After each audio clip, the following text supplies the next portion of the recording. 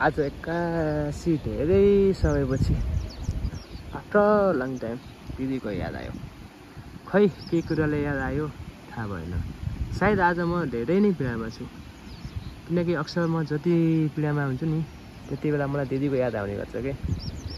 माथि चन्द्रमामा बसेर दिदीले मलाई बहुत सम्झिरहनुहुन्छ।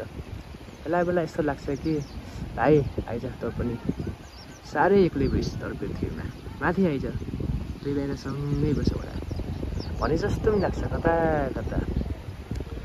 यसो मनलाई सोध्छु, भित्री मनलाई सोध्छु र एक मनले भन्छु हो जस्तो पनि लाग्छ। सायद दिदी मेरो साथमा भइदिएको भए मलाई आज यति धेरै पीडा दुःख कष्ट हुन्थेन होला, किनकि म दिदीलाई बहुत धेरै माया गर्छु, अझै पनि गरिरहन्छु।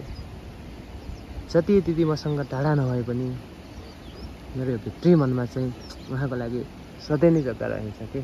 त्यो जग्गा सायद कसैले पनि लिन सक्ने छैन कि। चाहे मेरो फ्युचरमा जो आउला अथवा मेरो फ्युचर जस्तो होला जे होला, तर मेरो दिदीको ठाउँ चाहिँ कसैले ओगट्न सक्दैन क्या। यति धेरै पीडा छु कि कसले भन्नु खै। नसुन्ने नै कोही छ, नसुन्न खोज्ने नै कोही छ, नसुनाउने नै कोही छ। एकान्तमा बसेर एक्लो भएको छु। प्राय अक्सर म एकान्त हुँदा चाहिँ म यही खोलामा आउने गर्छु कि, तिनै खोलामा। यहाँ कोरिडरको बनाउँदै थियो, धन्दाले यहाँ बनाएको बस्नुलाई मस्त छ कि। चाहे बिहान होस् चाहे साँझ होस् चाहे राति नै किन नहोस्, प्राय एक्लो फिल बढी भयो भने चाहिँ म यहीँ नै हुन्छु कि।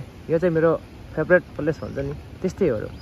अरूको फेभरेट प्लेस आफ्नो ठाउँमा रङ्गमञ्च ठाउँमा होला, आफ्नो ठाउँ हुन्छ। तर मेरो फेभरेट प्लेस भनेको म दुःख पीडामा चाहिँ म खोलामै आउने गर्छु कि, किनकि मेरो दिदी बसेको सहारा भनेको यही खोला हो कि। यसैले आउँछु, आफ्ना मनका पीडा कष्टहरू सुनाउँछु, एकछिन रुन्छु, अनि मन शान्त हुन्छ, केही मात्रामा शान्त हुन्छ, अनि फर्कन्छु। आज दिदीको धेरै याद आयो। मिस यु दिदी, लभ यु दिदी।